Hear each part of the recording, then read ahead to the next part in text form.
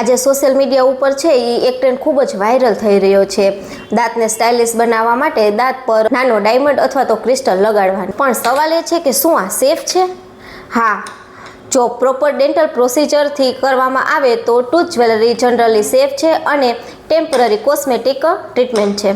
Dentist છે એ special dental એડેસિવથી jewellery લગાડે છે। આમાં દાંતને ડ્રીલ કરવાની પણ જરૂર નથી પડતી।